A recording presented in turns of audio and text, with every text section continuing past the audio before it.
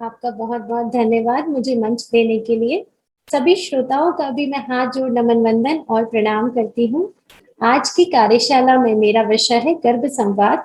तो मैं उसी विषय पर बड़ी गहराई से आपको समझाऊंगी कि गर्भ संवाद क्या होता है, गर्भ संवाद कैसे किया जाता है, गर्भ संवाद करने के सबसे सशक्त माध्यम कैसे क्या होते हैं, गर्भ संवाद करने के क्या फायदे होते हैं, इसके वैज्ञानिक आज क्या क्या इस पर रिसर्च हो चुकी है, आध्यात्मिक रूप से कहाँ कहाँ इसका महत्व बताया गया है, तथा व्यवहारिक रूप से हमारी दिनचर्या में हम इसे किस प्रकार कर सकते हैं, इसे करने के हमें कितने ज्यादा लाभ होते हैं, या अगर हम इसे नहीं करते तो हम किन लाभों से वंचित रह सकते हैं या क्या नुकसान हो सकते हैं।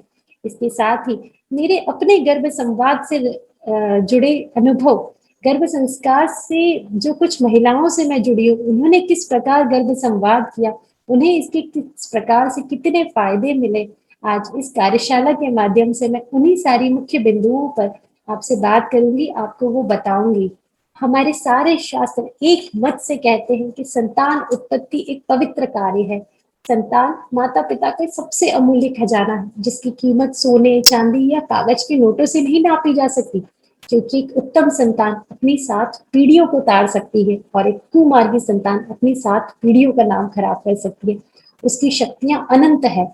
एक बालक बड़ा होकर संसार विजयी बन सकता है, अपने शौर्य से पूरी धरती को प्रकाशित कर सकता है। इतिहास साक्षी है, एक अर्जुन ने अपने गांडीव से कौरवों का विध्वंस कर डाला, एक गदाधारी भीम से दुर्योधन और उसके 100 भाई कांपते थे, एक समुद्रगुप्त ने चक्रवर्ती सम्राट बनकर संपूर्ण भारत को एक छत्र के नीचे ला दिया, एक शिवा ने मुगलों के दांत खट्टे कर दिए, एक गौतम बुद्ध ने पूरे एशिया में अपने करोड़ों अनुयायी पैदा कर दिए, एक नेपोलियन बोनापार्ट ने संपूर्ण फ्रांस में क्रांति ला दी, एक रानी लक्ष्मीबाई ने अंग्रेजों की नींदें उड़ा दी। ये सभी भी मानव तन लेके साधारण मानव के रूप में जन्मे थे, परंतु उन्होंने अपने जीवन को सार्थक किया, अपने माता पिता का नाम रोशन किया। आज भी हमारे सामने ऐसे अनेक उदाहरण आते हैं जब माता पिता बहुत ही साधारण परिवार से होते हैं, लेकिन वे बच्चे छोटी उम्र में ही ऐसा काम कर जाते हैं कि पूरे देश का नाम ऊंचा उठाते हैं। वास्तव में ऐसी संतानें ही देश की जरूरत और हर माता पिता की ख्वाहिश होती है। लेकिन दिव्य संतान हेतु प्रयत्न जरूरी होते हैं, महान वस्तुओं के लिए महान प्रयत्न भी करने पड़ते हैं। सस्ती वस्तुएं फिर भी सस्ते प्रयास प्रयास से मिल सकती है, लेकिन सभी लोग कहते हैं कि महान वस्तु चाहिए, अगर आपको कुछ अच्छा चाहिए तो उसके लिए प्रयास करना पड़ेगा। पूर्व जन्म में देवकी और वासुदेव, पूर्व जन्म में देव माता अदिति और राजा कश्यप थे, तब उन्होंने घोर तपस्या की और तब भगवान ने प्रसन्न होकर उन्हें आशीर्वाद दिया और देवकी और वासुदेव के घर भगवान कृष्ण ने जन्म लिया था। माँ कुंती को भी इंद्र, वायु और अश्विनी की कठिन तपस्या करनी पड़ी थी, तब 5 पांडव पैदा हुए थे। जीजाबाई के मन में मुगलों के प्रति भारी गुस्सा था, भारी विरोध था, और वो चाहती थी कि उनकी संतान मुगलों के विरुद्ध लड़े। तब उनके इन्हीं भावों को लेकर शिवाजी उत्पन्न हुए थे। उनकी भवानी जो उन्होंने तपस्या करी, उस तेज से शिवा उत्पन्न हुए थे। स्वामी विवेकानंद की माँ भी 20 वर्ष तक आध्यात्मिक जीवन जीती रही, शिव आराधना करती रही। तब विश्व विजयी शिव अंश स्वामी विवेकानंद को गोद में खिलाने का सौभाग्य मिला था। परंतु ये कलयुग है, इसका ये एक हमें फायदा भी उठाना चाहिए। इस समय गुरुदेव कहते हैं कि अंतरिक्ष में जितनी भी पवित्र आत्माएं हैं, वे अपनी धरती की यह दुर्दशा नहीं देख पा रही, वे धरती पर जन्म लेने को लालायित है, आतुर है। वो चाह रही है कि आखिर थोड़ा बहुत ही सही माता पिता वह प्रयास तो करे, हमें वह थोड़ा वातावरण तो दे, हमारे लिए वह भाव तो उत्पन्न करे। हम धरती पर जाना चाहते हैं, हम फिर से एक नया जमाना लाना चाहते हैं, हम सब में सब प्रवृत्तियों को फिर से फैलाना चाहते हैं। और आंकड़े बताते हैं कि आज भी 90% से अधिक लोग यह मानते हैं कि बच्चे का पालन पोषण उसके जन्म के बाद शुरू होता है, लेकिन वास्तव में यह पालन पोषण में देरी करना होता है। अध्ययनों से पता चला है कि गर्भ से ही शिशु का विकास प्रारंभ हो जाता है और उसका दिमाग बहुत तेजी से विकसित करता है। और यह किस चीज पर निर्भर करता है कि उस समय गर्भस्थ को संवेदनात्मक, भावनात्मक, मानसिक सुपौष्टिक वातावरण दिया गया या नहीं। यह भी साबित हुआ कि माता पिता जो बच्चों के साथ गर्भावस्था में बहुत मजबूती से जुड़ाव कर लेते हैं, उनके उनके बच्चे का विकास बहुत तीव्र गति से होता है। ऐसे बच्चों के पालन पोषण में भी आगे माता पिता को बिल्कुल भी कठिनाई नहीं होती है। और इन सब का सबसे सबसे सशक्त माध्यम है संवाद। जी हाँ, संवाद दुनिया की सबसे खूबसूरत शक्ति है। किसी से भी जुड़ाव का माध्यम संवाद ही है। पूरी प्रकृति, उसका कण कण, चाहे धरती, चाहे नदियां हो, पेड़ पौधे हो, पत्थर हो, हर कोई दुनिया में संवाद करता है। वे अपनी उपस्थिति संवाद से बताते हैं। हम अपने गर्भस्थ से जो सबसे अच्छे से जुड़ सकते हैं, वे शब्द और भावों से जुड़ सकते हैं। इसीलिए हमें अपने बच्चे से नित्य संवाद करना चाहिए। आप हमारे रोज के जीवन में ही महसूस करिए, आपको सबसे प्यारा कौन लगता है? जिसके शब्द अच्छे होते हैं, जिसके भाव अच्छे होते हैं, जो आपसे अच्छे से बात करता है। वरना चाहे कोई आपको लाखों करोड़ों रुपए भी दे दे, लेकिन वो कड़वे शब्द और बुरे भावों से देगा तो आपको उसके साथ जुड़ाव फील नहीं होगा, आपको उनका साथ अच्छा नहीं लगेगा। इसीलिए माता पिता को नित्य गर्भस्थ शिशु के साथ संवाद करना चाहिए। गर्भ संवाद क्या होता है? गर्भ संवाद यानी गर्भस्थ शिशु के सद्गुणों के लिए विकास के लिए बात करना। मतलब उसमें आप अच्छे गुणों की वृद्धि के लिए भावपूर्ण जुड़कर उससे जो बात करते हैं वो क्या कहलाता है? गर्भ संवाद कहलाता है। माता पिता को इसमें विशेष ध्यान रखना चाहिए कि जिस प्रकार साधारण रूप से चलना वॉक नहीं कहा जाता, जिस प्रकार आप दिन भर सांसें लेते हैं लेकिन वो प्राणायाम नहीं कहा जाता, उसी प्रकार दिन भर कुछ भी बोलते रहना गर्भ संवाद नहीं कहलाता। लेकिन आप अपने शिशु से जुड़कर, भावपूर्ण जुड़कर उसे जो कुछ अच्छी बातें सिखाते हैं, उसे कुछ अच्छी बातें कहते हैं, वो क्या कहलाता है? गर्भ संवाद कहलाता है। गर्भ संवाद एक शब्द शक्ति है, भाव शक्ति है। तो इसके ऊपर मैं आपको एक महत्वपूर्ण रिसर्च बताती हूँ। ये है डॉक्टर मुसरू इमोटो, जो जापान के बहुत बड़े साइंटिस्ट हुए हैं। इन्होंने एक किताब भी लिखी है जिसका नाम है हिडन मैसेज ऑफ वाटर, जो 2004 में न्यूयॉर्क की बेस्ट सेलिंग बुक बनी थी। मतलब सबसे ज्यादा लोग ने उसको खरीदा था, उस साल में सबसे ज्यादा फेमस हुई थी वो किताब। उस किताब में आखिर क्या किया था उन्होंने, क्या रिसर्च था उनका? उनका रिसर्च था, उन्होंने कुछ जार ले लिए, कुछ बॉटल ले ली, उसमें एक जगह से एक समय पे पानी भर लिया। फिर उन जार को फ्रीज कर दिया, मतलब उनको फ्रीजर में पानी को जमा दिया, बर्फ जम गई सारी बॉटल में, अभी तो सेम दिख रहा है। फिर क्या किया, कुछ बॉटल के आगे चिट्ठी चिपका दी सकारात्मक शब्दों की, जैसे प्यार, रिस्पेक्ट, संवेदना, ऐसी। और किसी के सामने कुछ बुरी बुरी चिट्ठियां चिपका दी, जैसे बुरे शब्द लिख के चिट्ठियां चिपका दी, जैसे क्रोध, गुस्सा, नफरत, इस तरह से कुछ कुछ चीजें उन्होंने चिपका दी। अब क्या करते थे वो, महीने भर तक जिनके सामने सकारात्मक शब्द लिखे थे उनके सामने जाके कुछ कुछ सकारात्मक शब्द कहते। जिसके सामने लिखा था लव, उसको जाके बोलते कि मैं तुमसे बहुत प्यार करता हूँ, अच्छा हुआ तुम मेरे जीवन में आए, तुम नहीं आते तो मेरे जीवन का क्या हाल होता, मैं तुमसे बहुत प्यार करता हूँ। जिसके आगे लिखा रिस्पेक्ट, वहां बोला मैं तुम्हारा बहुत आदर करता हूँ, तुम नहीं होते तो जीवन कैसे चल पाता, आखिर जल ही तो जीवन है। ऐसे वो सकारात्मक शब्दों के आगे सकारात्मक बोलते और वही बुरे शब्दों के आगे बुरे शब्द कहते। जहां उन्होंने गुस्सा लिखा था वहां बोला तुम मेरे जीवन में क्यों आ गए, मैं मुझे तुम्हारी जरा भी जरूरत नहीं, तुम यहाँ से चले जाओ, तुम बहुत बुरे हो। फिर महीने भर बाद उन्होंने एक प्रोफेशनल कैमरा से जब इसका फोटो शूट करवाया तो देखिए क्या हुआ। जिस पानी की बोतल के आगे जब वो रोज उस पे जाके थैंक यू बोलते, तो देखिए उस पानी पे जो जम गए थे उस सतह पर जब फोटो लिए गए कि वो पानी के कण किस तरह से दिख रहे हैं, जो बर्फ जम गई है वो बर्फ किस तरह दिख रही है, तो उनके बारीक बारीक क्रिस्टल इतने सुंदर बन गए थे, थैंक यू के, ट्रुथ के, आई लव यू के, विजडम के, इटरनल के। लेकिन जहां उन्होंने बुरे शब्द कहे, you fool, you sick, evil, evil, वहां कितने घटी, वहां कैसे गंदे आकृतियां बन गई पानी की। तो यह रिसर्च हमें क्या सोचने पे मजबूर करती है। ये सिर्फ पानी पे ही नहीं है, ये सोचिए, ये शब्द शक्ति और भाव शक्ति का प्रतीक है। इस संसार में 70% से अधिक पानी है, हमारे शरीर में 70% से अधिक पानी है, हमारे गर्भ में जो संतान पल रही है उसके आसपास पूरा पानी है, उसके अंदर पूरा पानी। तो क्या हमारे शब्द और हमारे भाव उसकी आकृति को प्रभावित नहीं करते होंगे? उसका जो आज शारीरिक शरीर, मानसिक, भावनात्मक शरीर बन रहा है, क्या हमारे शब्द, हमारे भाव उसको प्रभावित नहीं करते होंगे? जरूर करते होंगे, और वो उसी अनुरूप आकृति लेते होंगे। उन्होंने इस पे एक और रिसर्च किया था। वो क्या किया था, एक जैसे 3 पौधे, सेम मिट्टी, सेम पानी, सेम जगह के हवा, धूप, पानी सबको एक जैसी बराबर में मिलती थी। वहां पर उन्होंने क्या किया, एक पौधे पे सकारात्मक, एक पौधे पे नकारात्मक और एक पौधे को इग्नोर किया गया। मतलब बस समय समय जो भी उनको पानी देना है, खाद देना है, वैसा चीज करते हैं। इसमें भी उन्होंने वही चीज किया कि महीने भर तक जिसके सामने सकारात्मक बोला गया उसको कुछ कुछ सकारात्मक शब्द रोज जाके बोले, किसी को पूरी तरह इग्नोर किया गया, बस जाके वहां पे पानी और खाद दे दी जाती, और जिस पे बुरा उस पे बहुत बुरा बुरा शब्द बोलते। तो देखिए उसमें भी क्या हुआ, इसको प्यार भरे शब्द कहे गए थे, जिसे कुछ अच्छे गीत सुनाए गए थे, जिसके सामने कुछ अच्छे श्लोक गाए गए थे, वह पौधा कितनी तीव्र गति से बढ़ा। जहां इग्नोर किया गया वहां वह पौधा कितनी मतलब एक नॉर्मल स्पीड से बढ़ रहा था, और जहां जिसको बुरे शब्द कहे वह पौधा तो सूख गया था। एक पौधे में भी जान होती है। हमारे गर्भ में पल रही संतान भी एक जीता जागता इंसान बन के रूप में जन्म लेगा। तो हमें हमारे शब्दों और हमारे भावों पर कितना ज्यादा बारीकी से ध्यान देना होगा।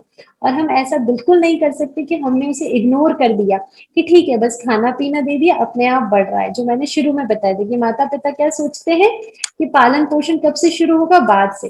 तो इस तरह भी करेंगे तो बच्चा एक सामान्य गति से बढ़ता है, लेकिन हर माता पिता चाहते हैं कि उनके बच्चे का विकास बहुत अच्छा हो। तो इसके लिए आपको क्या करना होगा, सकारात्मक शब्द उससे नित्य कहने होंगे। इस पे एक और रिसर्च है, 2013 की एक रिसर्च थी जिसमें बोला गया कि एक वॉशिंगटन में रिसर्च हुई थी जिसमें बोला गया कि बच्चे सिर्फ माँ के शब्द ही नहीं सुनते, माँ के भावों को भी सुनते। माँ जिस टोन में बोल रही है, जिस वाइब्रेशन में बोल रही है, वह भी समझते हैं, वह भी सुनते हैं। इसीलिए माता को हमेशा शांत भाव से, खुश होकर और प्यार से अपने बच्चे से बात करना चाहिए। उसके बाद कई लोग ऐसे सवाल करते हैं कि क्या बच्चे सच में सुनते हैं। तो इसके लिए एक मैं रिसर्च आपको बताती हूँ। ये 1988 का रिसर्च है जिसमें क्या बोला गया कि एक माता को जस्ट गर्भा डिलीवरी के 1 महीने पहले उनका फेवरेट एक ओपरा सॉन्ग था, मतलब विदेशों में ओपरा जो चलता है, वो बोला गया आप नित्य इसको 20 मिनट सुनिए। माता ने वैसा ही किया। डिलीवरी के बाद जस्ट 5 घंटे बाद बच्चे का चेक किया गया, मतलब उसके न्यूरॉन्स को चेक किया गया, तो पता चला जब हमारा दिमाग को, जब हमारा मतलब जब कोई सुने हुए शब्द, जो शब्द हमारे सुने हुए होते हैं तथा जो हमें अच्छे से याद होते हैं, उस पे हमारे दिमाग में जो तरंगे निकलती है, वही तरंगे बच्चे के भी शरीर, बच्चे के दिमाग से उस वक्त निकली जब उसको ओपरा सुनाया गया। कुछ और सुनाया गया, जो उसके पहले सुने हुए थे उसमें से और कोई और तो थोड़ी बहुत तरंगे निकली। जब उसको कुछ ऐसा सुनाया गया कि जो अलग लैंग्वेज का था, कुछ नहीं था, जो अनजान, जो जब सामान्य रूप से हमारा दिमाग जिस तरह से रिएक्ट करता है जब हम कोई अनजान भाषा सुनते हैं कि हमें कुछ समझ नहीं आया, बच्चे के दिमाग में भी उसी तरह रिएक्ट किया। तो ये भी एक रिसर्च जो प्रूव करती है कि बच्चा सुनता है, समझता है और पूरी तरह याद रखता है आपके शब्दों को। ये तो हुआ वैज्ञानिक बात। अब हमारे ऋषि मुनि तो हमेशा से कहते आ रहे कि गर्भ में शिशु का सिर्फ शारीरिक शरीर ही नहीं बनता, उसका मानसिक भावनात्मक शरीर भी बनता है। गर्भ में शिशु के तीनों शरीरों का निर्माण होता है, स्थूल शरीर, सूक्ष्म शरीर और कारण शरीर। स्थूल शरीर क्या होता है, स्थूल शरीर क्रियाशील, जिसे हम सामने चलता फिरता देखते हैं, लेकिन इसकी क्या होती है, क्षमता सीमित होती है। ये कैसे बनता है, माँ के अन्न और जल से। माँ क्या खा रही है, माँ कैसा पी रही है, माँ रोज योगाभ्यास कर रही है नहीं कर रही है, अपने शरीर का किस तरह से ध्यान रख रही है, उसी अनुरूप बच्चे का शरीर भी बनता है। तो इसीलिए कहा जाता है कि माँ को एक संतुलित आहार लेना चाहिए, नियमित व्यायाम करना चाहिए। इसके बाद जो दूसरा आता है वो आता है सूक्ष्म। तो क्या है, अदृश्य, वो हमें दिखता नहीं है, लेकिन यह अत्यधिक प्रभावी होता है। इसका केंद्र क्या होता है, मन और मस्तिष्क। मनुष्य और पशु में जो भेद बताता है, मनुष्य को पशु से जो श्रेष्ठ बनाता है, वो क्या बनाता है, सूक्ष्म शरीर ही बनाता है। हमारी सांसारिक सफलता असफलता कैसी होगी, हम जीवन में किस पद को पा पाएंगे, वह सब कुछ सूक्ष्म शरीर ही डिसाइड करता है। इसीलिए बोला जाता है कि माँ को हमेशा सुविचार रखना चाहिए, अच्छा चिंतन और मनन करना चाहिए, और नित्य योग और प्राणायाम करना चाहिए, स्वाध्याय करना चाहिए। काय के लिए, ताकि बच्चे का जो सूक्ष्म शरीर है, उसका दिमाग जो है वह एक स्वस्थ बने, एक अच्छा बने। इसके बाद जो तीसरा शरीर बनता है वह क्या बनता है, कारण शरीर, जिसपे आज कोई ध्यान नहीं देता। यह होती है सबसे सूक्ष्म लेयर, जिसे हम अंतःकरण भी कहते हैं। मनुष्य के अच्छे और बुरे व्यक्तित्व का निर्धारण यही करता है। मनुष्य अपने ज्ञान और प्रभाव को किस दिशा में उपयोग करेगा, यह शरीर ध्यान रखता है। इसे भाव शरीर भी कहा जाता है। आज हम कई बार ये ऑब्जर्व करते हैं, बड़े बड़े डॉक्टर, आईएएस, आईपीएस, बड़े बड़े सेलिब्रिटीज, बड़े बड़े स्पोर्ट्स पर्सन जो ओलंपिक में, उनका शारीरिक शरीर अच्छा है, उनका मानसिक शरीर अच्छा है, लेकिन फिर भी वो जीवन में ऐसा काम कर जाते हैं कि कभी करप्शन में बहुत ज्यादा लिप्त हो गए, कभी और कुछ धोखाधड़ी कर दी, कभी बहुत ज्यादा डिप्रेशन या स्ट्रेस में चले गए, कभी सुसाइड कर लिया, कभी किसी का मर्डर कर दिया। तो ये सब क्यों होता है? क्योंकि उनका भाव शरीर मजबूत नहीं हो पाता। उन्हें अपनी शक्तियों को, अपने सामर्थ्य को किस जगह उपयोग करना है, वह समझ उनमें विकसित नहीं हो पाती। तो यह समझ भी, यह सामर्थ्य भी बच्चा गर्भ में ही वह ये सारी चीजें सीख जाता है, जो है कारण शरीर का निर्माण। इसके लिए माँ को क्या करना चाहिए? अपना एक आध्यात्मिक दृष्टिकोण अपनाना चाहिए, नित्य दिव्य मंत्रों का पाठ करना चाहिए, प्रेरक गीतों को सुनना चाहिए, ध्यान करना चाहिए। तो क्या होता है? गर्भस्थ शिशु का कारण शरीर भी मजबूत बनता है। अब इसी बात को समझाने के लिए मैं आपको ऋषि अष्टावक्र जी की कथा सुनाती हूँ। देखिए, हम सभी ऋषि अष्टावक्र जी को जानते हैं, फिर भी आज डीप में उनकी कथा सुनाती हूँ। ऋषि उद्दालक अपने समय के बहुत ही तेजस्वी ऋषि थे। दूर दूर से लोग उनके पास ज्ञान अर्जित करने आते। ऋषि उद्दालक के कई शिष्य हुए, उन्हीं में से एक थे ऋषि कहोड। ऋषि उद्दालक अपने शिष्य ऋषि कहोड को अत्यधिक पसंद करते थे, और इसी वजह से उन्होंने अपनी पुत्री सुजाता का विवाह कहोड ऋषि के साथ कर दिया। सुजाता चाहती थी कि उसकी संतान बहुत ही विद्वान और बुद्धिमान हो। इसी उद्देश्य के साथ सुजाता ऋषि उद्दालक और कहोड के द्वारा शिष्यों को दिए जाने वाले वैदिक ज्ञान से जुड़ी कक्षाएं लेने लगी, ताकि गर्भ में रहकर ही उसकी संतान सभी मंत्रोच्चार और उनके अर्थों को समझ पाए। कहा जाता है कि एक दिन अपने पिता ऋषि कहोड की कक्षा के दौरान सुजाता के गर्भ में से उसकी संतान ने कहा, जिस तरह आप छंद पढ़ रहे हैं, यह वैसे नहीं पढ़ा जाता। कहोड ऋषि को अपनी कक्षा के दौरान ऐसा व्यवहार तिरस्कार स्वरूप लगा, और क्रोधावश उन्होंने अपनी गर्भस्थ संतान को श्राप दे दिया कि वह विकलांग के रूप में जन्म लेगा। श्राप के परिणाम स्वरूप सुजाता कहोड के पुत्र अष्टावक्र 8 जगह से विकलांग के रूप में जन्मे। पर बुद्धि से वे इतने विद्वान थे कि उन्होंने अपने पिता को परास्त करने वाले ऋषि बंदी को भी शास्त्रार्थ में हरा दिया, और राजा जनक ने उन्हें अपने गुरु पद की उपाधि दी। यह कथा हमें क्या बताती है? कि गर्भ में शिशु सिर्फ शारीरिक शरीर ही नहीं पाता, क्योंकि अष्टावक्र जी का शारीरिक शरीर तो खराब हो गया था। माता सुजाता ने उस समय मुख्यतः क्या प्रयत्न किए थे कि बच्चे का मानसिक, बौद्धिक, भावनात्मक, आध्यात्मिक शरीर भी मजबूत बने, और उसको कोई श्राप, कोई दुनिया की ताकत टेढ़ा नहीं कर पाती, उसको मिटा नहीं पाती। आज भी जो हम ऋषि अष्टावक्र जी को मानते हैं, पूजते हैं, वो क्यों मानते हैं? उनके ज्ञान की वजह से। भगवत गीता के बाद जो सबसे फेमस गीता है वो है अष्टावक्र गीता। तो हमें माताओं को इस समय बहुत विशेष ध्यान देना चाहिए बच्चे के। देखिए, भगवान जो हमारा शरीर बना के भेजते हैं वो वैसे ही बहुत अच्छा देते हैं। बाकी दीदी ने कुछ जो मुख्य आहार बताए हैं, या कुछ जो मुख्य डाइट चार्ट हमें दिया जाता है, शांति कुंज से भी दिया जाता है, आप उस पर ध्यान दीजिए। माताओं को बहुत ज्यादा खान पीन पे बस दिन भर ये सोचना कि मुझे अभी अंगूर खाना है, नहीं खाना है, अभी संतरा खाना है, नहीं खाना है, सुबह खाना है, शाम को खाना है, इन सब चीजों में अपना ये गर्भ काल का स्वर्णिम समय बर्बाद ना करें, जबकि यह समय बच्चे के मानसिक, भावनात्मक और आध्यात्मिक पोषण पे लगाएं। यही हमें कथा सिखाती है, क्योंकि गर्भ में बच्चा यह तीनों शरीर भी माता से पाता है, जिसका माता को विशेष ध्यान रखना चाहिए। अब ठीक है, हमें समझ आ गया हमें करना चाहिए, पर करें कैसे? इसे करने के दो तरीके हैं, एक तो दैनिक दिनचर्या के माध्यम से, या फिर अगर आपके पास ज्यादा समय बचता है तो विशिष्ट रूप से आप इसके लिए 4 घंटे रोज दे सकती है। दैनिक दिनचर्या के माध्यम से कैसे कर सकती है? इसके लिए आप एक आदर्श दिनचर्या अपनाइए। मतलब आप जो शांति कुंज से भी बताया जाता है कि एक माता की दिनचर्या किस प्रकार होनी चाहिए, उन्हें कितने बजे उठना चाहिए, और उसके बाद नियमित किन किन क्रमों का ध्यान रखना चाहिए, और सारी चीजें आप आदर्श दिनचर्या में रख सकते हैं। अब उसके बीच में आप कैसे संवाद कर सकते हैं?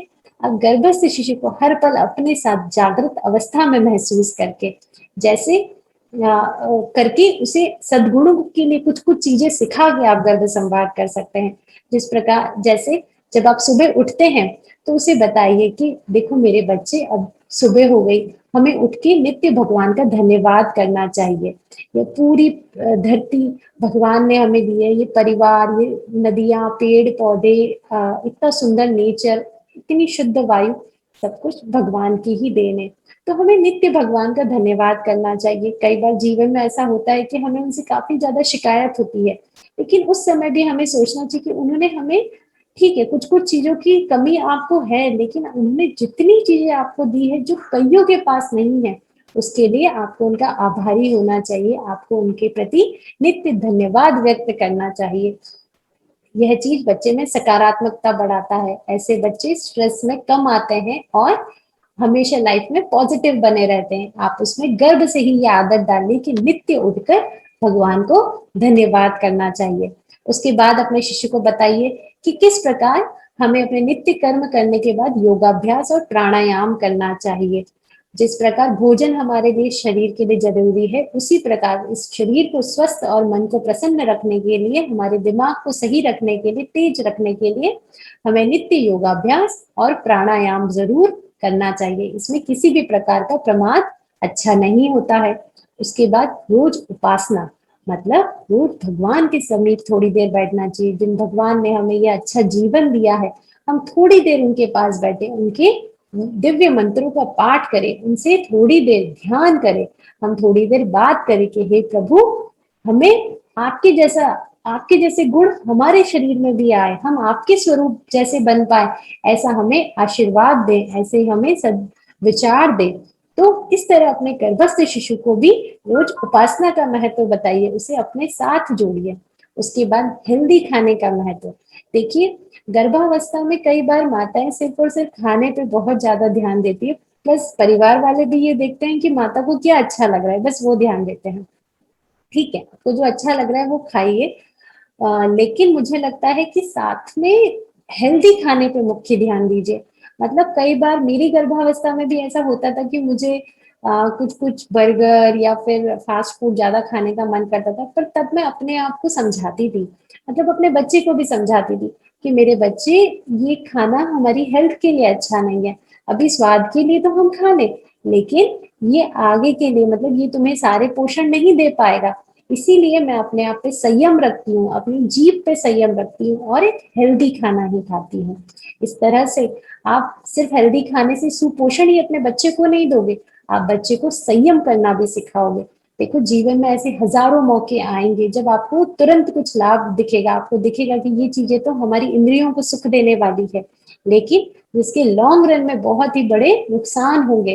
तो आपके बच्चे को उसी समय से समझ आना चाहिए कि एक स्वाद, एक इंद्रियों का जो हमें अच्छा लगता है वो चीज अलग है, और एक हमारे सही में जो फायदे की चीजें, जो हमें हमारे लॉन्ग रन में जो हमारे लिए लाभदायक है, वह क्या चीजें, तो हमें उसका महत्व समझ के वो ही जीवन में अपनाना चाहिए।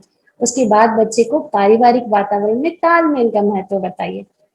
जीवन में कई बार ऐसी स्थिति आती है कि हमें घर में किसी की बात अच्छी नहीं लगती है या किसी का व्यवहार अच्छा नहीं लगता है, कई बार हमारा मन सबसे उदास हो जाता है।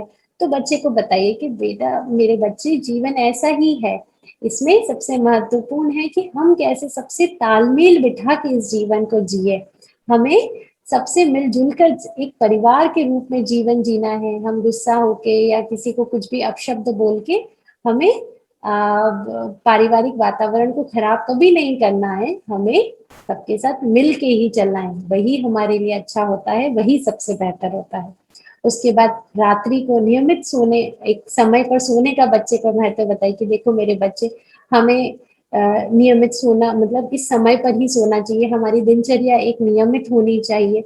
हम सोने से पहले इस विशेष प्रार्थना को नित्य गाते हैं, यह हमें एक सकारात्मकता भाव लाती है। पर साथ, और इसके साथ ही हम कुछ समय 5 मिनट थोड़ा चिंतन करते हैं कि आज का हमारा दिन कैसा रहा, क्या हमने कहीं बहुत ज्यादा समय बर्बाद किया या हमने किसी के साथ बुरा व्यवहार किया जिसे हम सुधार सकते हैं। तो इस तरह से आप अपने बच्चे को अपनी इन चीजों के साथ रख के संवाद कर सकते हैं। इसके अनेकों प्रकार हो सकते हैं, मैंने 4-5 एज एग्जाम्पल में लिया है। अगर आपको विशिष्ट रूप से करने का ज्यादा समय नहीं मिलता है, तब भी आपकी जो दिनचर्या नॉर्मली में चलती है, उसमें आप अपने बच्चे को उसकी अच्छाई बुराई समझाकर उसे एक अच्छी प्रेरणा देके आप संवाद कर सकते हैं। अब जो विशिष्ट रूप से करने के कुछ सशक्त माध्यम बताए जाते हैं, जिसमें बताया जाता है कि नियमित रूप से आपको 4 घंटे गर्भस्थ शिशु के साथ संवाद करना है। उसमें सर्वप्रथम आता है संगीत। जी हाँ, संगीत का बहुत अधिक महत्व होता है। संगीत बच्चे के दिमाग के लिए, बच्चे के बहुत मतलब तीव्र गति से विकास के लिए बहुत अच्छा होता है। आज फॉरेन के भी बहुत सारे राइटर्स ने इसमें बहुत सारी बुक्स लिखी, मैंने 3 ऐसे एग्जाम्पल में लिया है। इन सभी ने रिसर्च किया है कि कुछ माताओं को पूरी गर्भावस्था में म्यूजिक सुनाया गया, अच्छा क्लासिकल शास्त्रीय संगीत सुनाया गया, और कुछ माताओं को नहीं सुनाया गया। जन्म के बाद देखा गया फर्क कि जिन माताओं को सुनाया गया था उनके बच्चे की ग्रास्पिंग, उनकी सीखने की क्षमता कितनी फास्ट है, हर चीज का माइलस्टोन उनका कितना जल्दी कितना फास्ट है, वो कितनी जल्दी किस चीजों को समझ जाते हैं। तो म्यूजिक बच्चे के लिए बहुत अच्छा है, लेकिन इसमें हमें किन मुख्य बातों का ध्यान रखना होगा। एक तो कई बार माताएं म्यूजिक बच्चे के गर्भ पे लगा देती है, जो पूरी तरह गलत है। आपको ऐसा बिल्कुल भी नहीं करना है। हमेशा माँ को खुद म्यूजिक सुनना है और वो फील करना है। माँ के सुने हुए म्यूजिक और माँ के सुने हुए फील से जो पॉजिटिव हार्मोन्स बच्चे तक जाएंगे, वही सबसे ज्यादा लाभकारी है। कभी भी बच्चे को खुद ऐसा म्यूजिक ना सुनाए। इसके बाद जो मैं बोलना चाहती हूँ कि देखिए, वैसे आपको जो भी अच्छा लगता है आप सुनिए, ठीक है, वो आपके सुनने के लिए अच्छा है। लेकिन जो मैं बच्चे के विकास के लिए बात कर रही हूँ, उसके लिए विशिष्ट रागों का महत्व होता है। जिस प्रकार हमारे ऋषि, जिस प्रकार तानसेन जी जब राग मल्हार गाते थे तो वर्षा हो जाती थी, राग दीपक गाते थे तो दीपक जल उठते थे। उसी प्रकार विशिष्ट रागों में अगर जब आप म्यूजिक सुनते हैं, तब आपको उसका विशेष लाभ मिलता है, तब वो गर्भस्थ शिशु के विकास में मुख्य भूमिका निभाता है। शांति कुंज से भी गायत्री मंत्र और महामृत्युंजय मंत्र की वो विशिष्ट रागों में दिया गया है, वो आप सुन सकते हैं। तो आप जब म्यूजिक सुनते हैं तो इस बात का विशेष ध्यान रखें कि आपको यह विशिष्ट रागों में ही सुनना है, अगर आप गर्भ संवाद के लिए सोचते हैं तो। उसके बाद आता है स्वाध्याय। जी हाँ, स्वाध्याय करना बहुत जरूरी है। नित्य माता को गर्भ संवाद में स्वाध्याय करना चाहिए। मतलब स्वाध्याय मतलब ऐसा नहीं कि कुछ भी सरिता, जो भी नॉर्मल मैगजीन है, कुछ भी न्यूज़पेपर पढ़ रहे हैं, ठीक है, वो सब स्वाध्याय में नहीं आएगा। स्वाध्याय में सकारात्मक किताबें, महापुरुषों के जीवन प्रसंग, या कोई भी सकारात्मक जो विचार आपके अंदर जाए, वैसी पुस्तकों को पढ़ना, उनका चिंतन करना, उनका मनन करना स्वाध्याय कहलाता है। परम पूज्य गुरुदेव कहते हैं कि स्वाध्याय जीवन की अनिवार्य आवश्यकता है। जैसे हम समझते हैं ना कि रोटी कपड़ा मकान, उसी प्रकार गुरुजी कहते हैं स्वाध्याय जीवन की अनिवार्य आवश्यकता है। मतलब नित्य प्रत्येक इंसान को स्वाध्याय जरूर करना चाहिए। स्वाध्याय सत्संग का ही एक रूप है। सत्संग हमारे जीवन में बहुत जरूरी है। तो आप स्वाध्याय के द्वारा, मतलब अच्छी किताबों का संग करके भी सत्संग का लाभ ले सकते हैं। स्वाध्याय आत्मा का भोजन है। जिस प्रकार हम खाने के लिए हम हमारे शरीर के लिए भोजन करते हैं नित्य अलग अलग तरह के, उसी प्रकार हमारी आत्मा का भोजन क्या है? स्वाध्याय। इसीलिए हमें स्वाध्याय में कभी भी आलस्य नहीं करना चाहिए। अन्य महापुरुष भी इसके अनेकानेक लाभ बताते हैं। वे बताते हैं कि जो व्यक्ति नित्य स्वाध्याय करते हैं, उससे उनकी सकारात्मकता बढ़ती है, उनका आत्मविश्वास बढ़ता है, उनमें अच्छी आदतों का निर्माण होता है, उनकी जीवन में चारों तरफ प्रगति होती है, उनका तुलनात्मक दृष्टिकोण विकसित होता है, वे जीवन में सही और गलत के निर्णय लेने की सामर्थ्य रख पाते हैं, उनकी स्मरण शक्ति का विकास होता है, कठिन तथ्यों को समझने की क्षमता बढ़ती है, ज्ञान के स्रोत खुलते हैं, ज्ञान जागृत होता है, और ऐसा मनुष्य जीवन को जीवंत बनाता है। हमारी गीता में भी, गीता के भी 17वें अध्याय के 15वें श्लोक में लिखा गया है, अनुदवेगकरं वाक्यं सत्यं प्रियहितं च यत स्वाध्यायाभ्यसन्यं चेत् वाङ्मयं तप उच्यते। अर्थात जो लोग अनुचित वाक्य नहीं बोलते, सदैव सत्य और प्रिय शब्द कहते हैं और नित्य स्वाध्याय का अभ्यास करते हैं, ऐसे व्यक्ति जीव का तप के समान करते हैं। जैसे ऋषि मुनि कहीं जंगलों में जाके, पहाड़ों पे जाके तप करते थे, उसी प्रकार जो उस तप का जो फायदा होता है, उसी प्रकार का तप भगवान कृष्ण ने गीता में बोला है जो व्यक्ति नित्य स्वाध्याय करता है, प्रिय शब्द कहता है, अनुचित शब्द नहीं कहता है, वह भी एक तप के समान है। इसीलिए प्रत्येक व्यक्ति को नित्य स्वाध्याय अवश्य करना चाहिए। उसके बाद सत्संग, सत्संग के माध्यम से गर्भ संवाद करना चाहिए। पहले हमारे देश में जगह जगह यह नॉर्मली में ऐसा होता था कि हर गली मोहल्ले में नित्य शाम को सत्संग हुआ करता था। माताएं बहनें रोज उस सत्संग में जाया करती थी, कुछ देर वे कीर्तन करती थी, कुछ देर वहां के पंडित जी या वहां के बुजुर्ग लोग कुछ अच्छी बातें बताया करते थे। तो माताओं का नित्य सत्संग हुआ करता था, वे रोज अच्छी बातें सुन पाती थी। तो यहाँ पे भी बताया है कि गर्भावस्था में माता को नित्य सत्संग अवश्य करना चाहिए। अगर उनके पास ऐसी व्यवस्था नहीं है कि वे कहीं जाके ऐसे कीर्तन या कोई अच्छी जगह कर पाए, तो फिर उन्हें स्वाध्याय करना चाहिए। स्वाध्याय भी एक तरह से गुरुजी ने कहा है, अभी हमने पिछली साइड में देखा है कि स्वाध्याय भी सत्संग का ही एक रूप है। अब सत्संग का कितना अधिक महत्व होता है यह बताने के लिए मैं आपको भक्त प्रहलाद की कथा सुनाती हूँ। भक्त प्रहलाद कौन थे? हम सभी उनको जानते हैं कि भक्त प्रहलाद कितने बड़े भगवान विष्णु के भक्त हुए हैं, लेकिन हुए कैसे?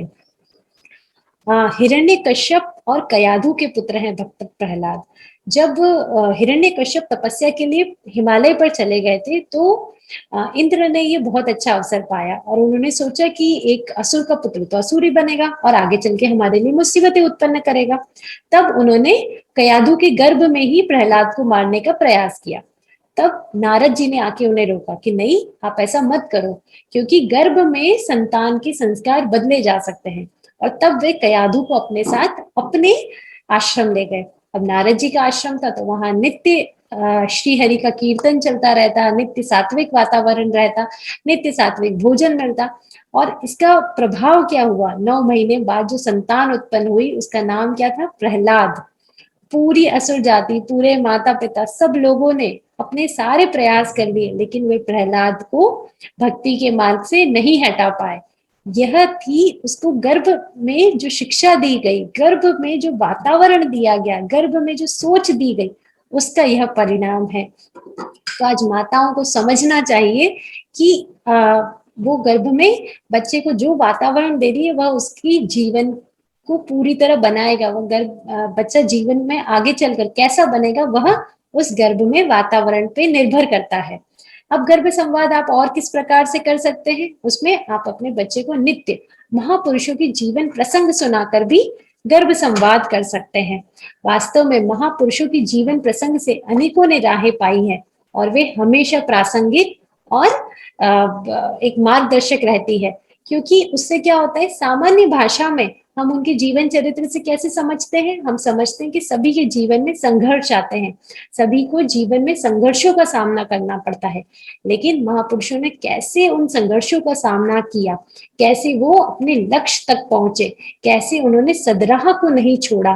तो यह विचार व्यक्ति की अंतरात्मा में बैठ जाते हैं और जब कभी उनके जीवन में भी वैसी ही परिस्थिति आती है तो वे तनाव और डिप्रेशन में नहीं आके दुगने शौर्य, दुगनी हिम्मत से आगे बढ़ते हैं और अपने लक्ष्य को पाते हैं। इसीलिए सदैव माँ को गर्भावस्था में गर्भ संवाद के लिए आधा घंटा गर्भ संवाद महापुरुषों का जीवन प्रसंग जरूर पढ़ना चाहिए। हमें नहीं पता हमारे बच्चे के जीवन में कैसी कैसी परिस्थिति आएगी, लेकिन हम उन्हें विभिन्न अलग अलग महापुरुषों की जीवन गाथाएं सुना सकते हैं ताकि उनको जीवन में आगे के लिए मार्गदर्शन मिले। और किस प्रकार कर सकते हैं आप गर्भ संवाद? कहानी के माध्यम से। ये तो बहुत ही प्रचलित है। बच्चा जब तक 5 साल का होता है तब तक भी उसे रोज कथा सुनानी चाहिए। और आज भी जब गर्भावस्था में है, बच्चों को कहानियां बहुत रोचक लगती है।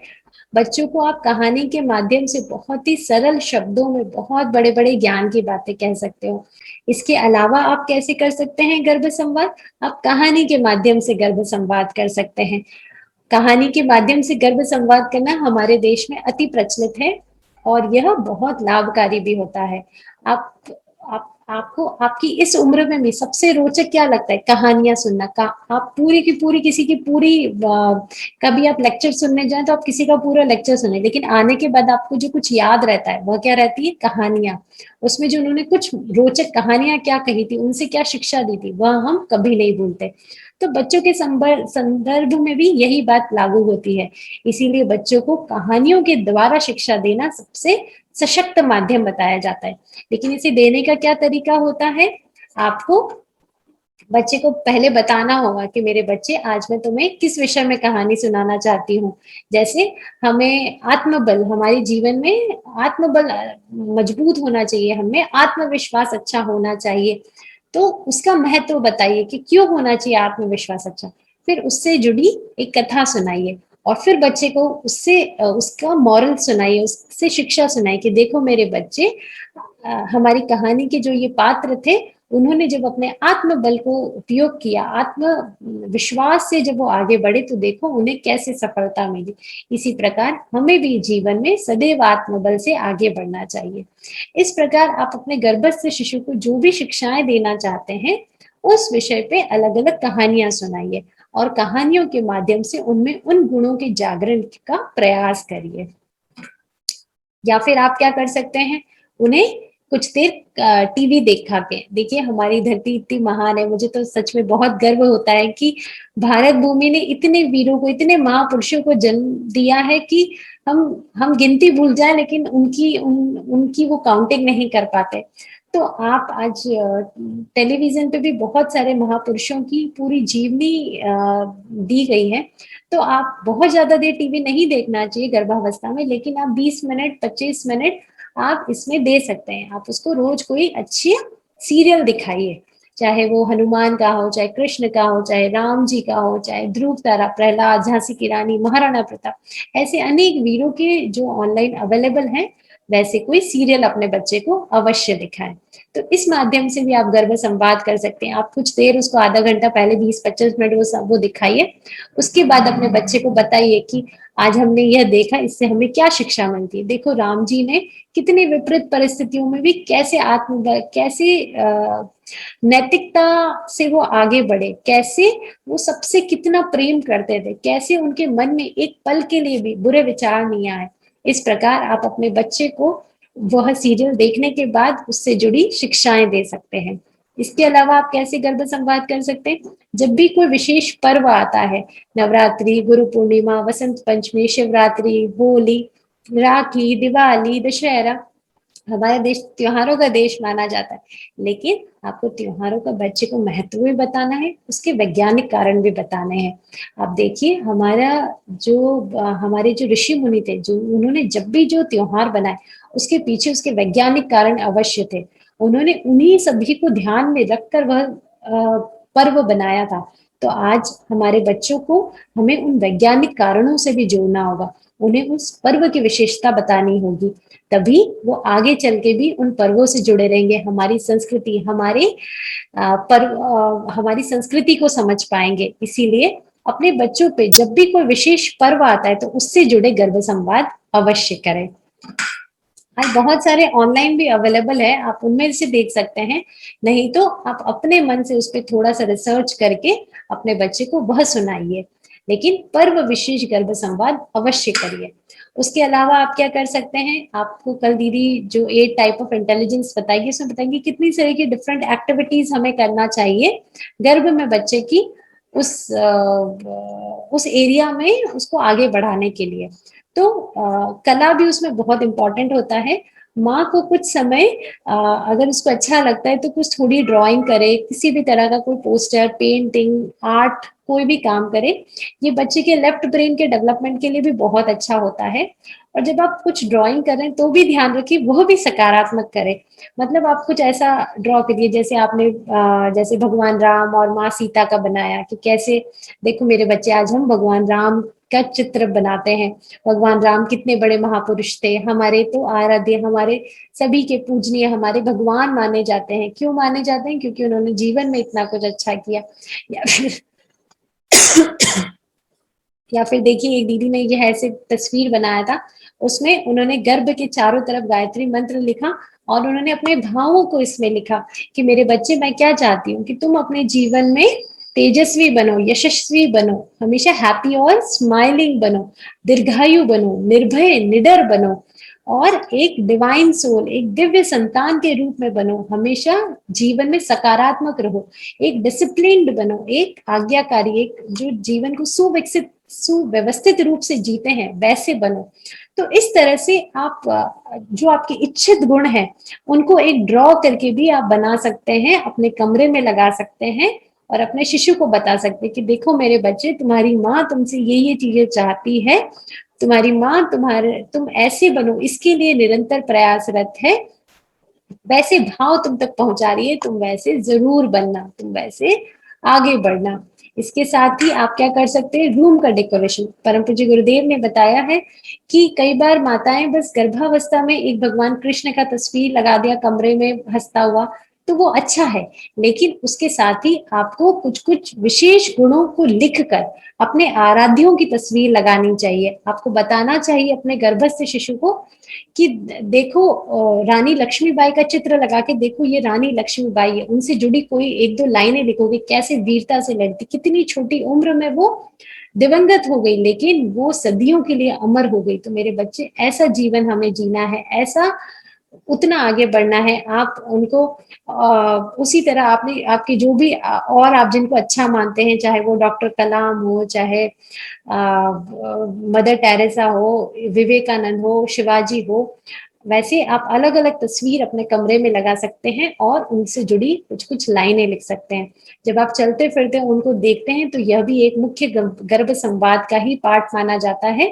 और वह नित्य विचार जब आपके बच्चे तक रोज पहुंचते हैं तो बच्चा उन विचारों को ग्रहण करता है और अपनी लाइफ में वैसा ही बनता है।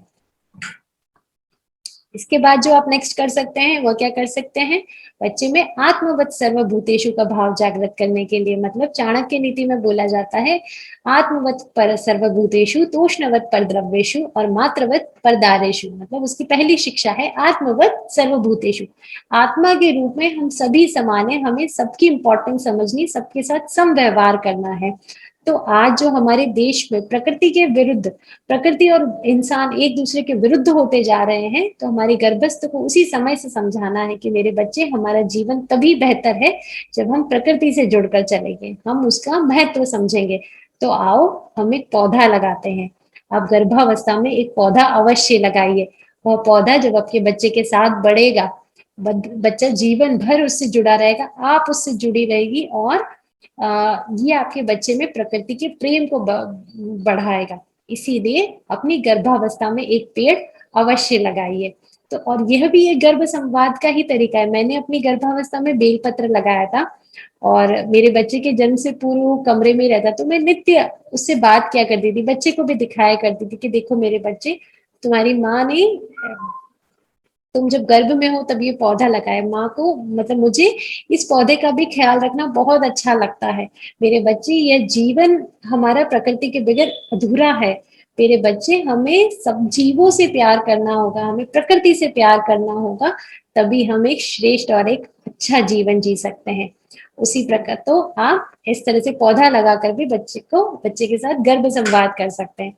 उसके बाद क्या कर सकते हैं, आप पारिवारिक सदस्यों के गुणों की पहचान करवाइए। मतलब आप क्या करिए, आपके परिवार के जो अलग अलग सदस्य हैं, जैसे घर में ही दादा दादी है, चाचा चाची है, ताऊ जी ताई जी, तो वो जब भी सामने है उनको, जो तब भी आप अपने शिशु को उनके बारे में बताइए कि देखो मेरे बच्चे, ये तुम्हारे दादा हैं, इनका व्यवहार इतना अच्छा है, ये सबकी इतनी मदद करते हैं, ये इतना निर्मल स्वभाव है इनका, ये इतने मेहनती हैं, ये जीवन में हमेशा एक अच्छी कमाई करते हैं, ये किसी के साथ बुरा व्यवहार नहीं करते। तो इस प्रकार आप अपने परिवार के भी अलग अलग सदस्यों के अच्छे गुण अपने शिशु को जरूर बताएं। इससे क्या होता है, शिशु एक तो उन गुणों को जानता है, प्लस वह भी जीवन में वैसा ही बनने का प्रयास करता है। अगर आपके घर में बहुत सारे लोग एक साथ नहीं रहते हैं, तब आप क्या कर सकते हैं, फोटो दिखा सकते हैं बच्चे को। एल्बम में आप अच्छे अच्छे मतलब आप अपने परिवार के उन सदस्यों की तस्वीर उन्हें दिखाइए और तब आप उनके गुणों को बताइए और इसी प्रकार गर्भ संवाद करें, तो बच्चा उन्हीं गुणों से जुड़ता जाएगा। इसके बाद आप कैसे गर्भ संवाद, मतलब तो ये कुछ अलग अलग तरीके मैंने बताए आपको, जिनके द्वारा आप गर्भ संवाद कर सकते हैं। अब गर्भ संवाद में हमें मुख्य किन चीजों का, मैंने बताया कि कितने अलग अलग प्रकार से गर्भ संवाद करना चाहिए, लेकिन आपका जो चैप्टर है, जैसे हम बोलते हैं ना बुक का जो सिलेबस है, वो कब कंप्लीट माना जाता है? आध्यात्मिक सकारात्मक के लिए, मतलब बच्चे के भावनात्मक आध्यात्मिक के लिए, जब माँ गायत्री के जो 24 गुण बताए गए हैं, जो गायत्री के 24 अक्षर के जो 24 गुण बताए गए हैं, उन सभी का इम्पोर्टेंस, उन सभी को बच्चा अपने जीवन में उतार पाए, उन गुणों की वृद्धि कर पाए, उसके लिए आपने ये सारे पॉइंट्स को आपको अपने संवाद में कवर करना है। वो 24 पॉइंट क्या है? ओम भूर्भुवः स्वः, ईश्वर का विराट रूप, मतलब ओम यानी ब्रह्म, भू यानी धरती, भुव यानी नरक, और स्वः यानी स्वर्ग, मतलब वो जो ब्रह्म है वो सभी जगह विराजित है। हमें भगवान के उस विराट रूप को समझना है, जानना है और पहचानना है। मेरे बच्चे, तुम जीवन में ध्यान रखना कि भगवान हर जगह विराजित है। कई बार क्या होता है, इंसान चोरी कब करता है? जब उसको लगता है मुझे कोई नहीं देख रहा। तो बच्चे को यह समझाना कि मेरे बच्चे, यह जो धरती है, ये जो भगवान है, ये यहाँ की कण कण में विराजित है, और हमारा ये जो जीवन है ये एक यात्रा के समान है, जो मतलब ऐसा नहीं है कि बस इसी जन्म में अगर हमें मिला, इसका दंड मिला तो ठीक, नहीं तो कोई बात नहीं। तो ऐसा नहीं है, यह एक यात्रा के रूप में है जहाँ भगवान प्रत्यक्ष रूप से हर क्षण आपको देख रहे हैं, और आपको इसका आगे, आपको इस कर्म का फल भी अवश्य मिलेगा। तो यह ओम भूर्भुवः स्वः की शिक्षा आपको उसको देनी है। उसी तरह तत्सवितुर्वरेण्यम, ये जो पूरे 24 अक्षर के जो 24 गुण है मेन, ब्रह्म ज्ञान का प्रकाश, शक्ति का सदुपयोग, धन का सदुपयोग, आपत्तियों में धैर्य, नारी की महानता, गृह लक्ष्मी की प्रतिष्ठा, प्रकृति का अनुसरण, मानसिक संतुलन, सहयोग और सहिष्णुता, इंद्रिय संयम, पवित्र जीवन, परमार्थ और स्वार्थ का समन्वय, सर्वतोमुखी उन्नति, ईश्वरी न्याय, विवेक की कसौटी, जीवन और मृत्यु, धर्म की सुदृढ़ धारणा, प्राण घातक व्यसन, सावधानी और सुरक्षा, उदारता और दूरदर्शिता, स्वाध्याय और सत्संग, आत्मज्ञान और आत्मकल्याण, संतान के प्रति हमारे कर्तव्य, शिष्टाचार और सहयोग। ये सारे गुणों के बारे में आप जब अपने शिशु को बताएंगे, मतलब आपको गर्भ संवाद में इन सारे गुणों को कवर करना है, तब आपका बुक, आपका सिलेबस कंप्लीट होगा। अब ये आप पे निर्भर करता है कि आप उसको किस माध्यम से एक एक गुण समझाएं।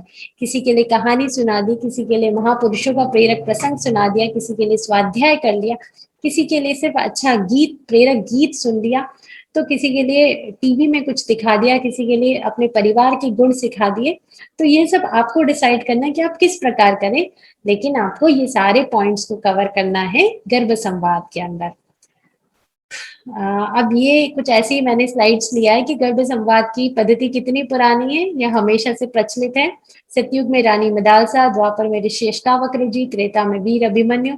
मुझे लगता है ऋषि अष्टावक्र जी की कथा मैंने बता दी है। अभिमन्यु को हम सभी पहचानते हैं कि कैसे माँ सुभद्रा के पेट में उन्होंने चक्रव्यूह भेदन की कला सीखी थी और उन्होंने वह तोड़ा। रानी मदालसा को मैं छोटे में बता देती हूँ। रानी मदालसा सतयुग में जन्मी थी और वे ब्रह्म ज्ञानी थी, वे गर्भ ज्ञानी थी। उनके 3 पुत्र, वे चाहती थी कि उनके सारे पुत्र ब्रह्म ज्ञानी बने। तो इस प्रकार जब उनके 3 पुत्र, उनके पहले 3 पुत्र बहुत छोटी उम्र में ही 10-12 साल में ही संन्यास ले लिया और ब्रह्म ज्ञानी बन गए। तब उनके पति को, जो राजा थे, उन्हें चिंता हुई और वो बोले ऐसा ही चला तो हमारा राजकाज कौन संभालेगा? तो मदालसा बोली इसमें क्या बड़ी बात है, ठीक है, अब आने वाला शिशु अलर्क जो है, हमारा चौथा पुत्र जो होगा, वो कैसा बनेगा? एक बहुत अच्छा राजा बनेगा।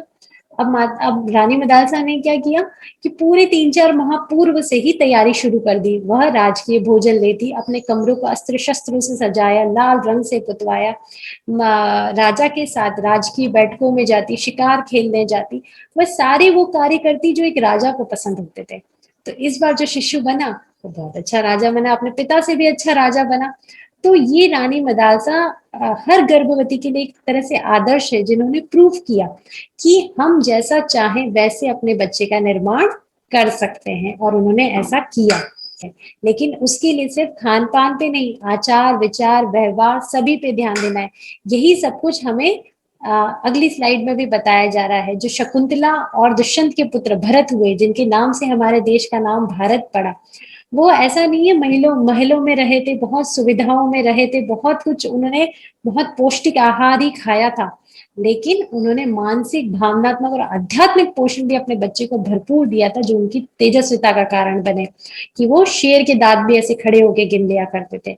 वीर शिवाजी की माँ भी जीजाबाई बहुत कम साधनों में उन्होंने अपने शिशु का पालन पोषण किया, लेकिन उन्होंने उनके भावनात्मक, मानसिक पोषण पर पूरा ध्यान दिया कि वह बुद्धि से तेज बने, वह साहसी बने, वह निर्भीक बने। तो वीर शिवाजी का जन्म हुआ। माता सीता ने, मतलब कोई भी भगवान के पुत्र अपने पिता जैसे महान कभी नहीं हो पाए। सिर्फ और सिर्फ लवकुश का नाम राम जी के बाद जाना जाता है, और वो भी इतने वीर के अपने सारे चाचा पूरे राम की सेना को परास्त कर दिया उन्होंने अकेले। और वो कैसे इतने वीर बन पाए थे? माँ सीता की तपस्या की वजह से। माँ सीता ने उन्हें इतना मजबूत बनाया था। वो खुद गर्भावस्था में, जब वो विपरीत परिस्थितियों में थी, जब वो जंगलों में थी, तब भी उन्होंने मानसिक, भावनात्मक और आध्यात्मिक पोषण पूरा अपने शिशु को दिया दिया था। और यही कारण था कि वो इतने तेजस्वी, इतने बलवान, इतने साहसी बने। तो हमें भी हमारे बच्चों में इन पोषण का विशेष ध्यान देना है, उन्हें भावनात्मक और मानसिक पोषण से बनाना है। आज भी बताया जाता है कि गर्भ संवाद के क्या फायदे होते हैं। गर्भस्थ शिशु, जो माताएं गर्भ संवाद करती है, उनका गर्भ से ही बच्चे के साथ एक अटूट नाता बन जाता है। वे गर्भ में ही अपने बच्चे का सर्वांगीण विकास कर पाती है, वो उनमें इच्छित गुणों का आरोपण कर पाती है।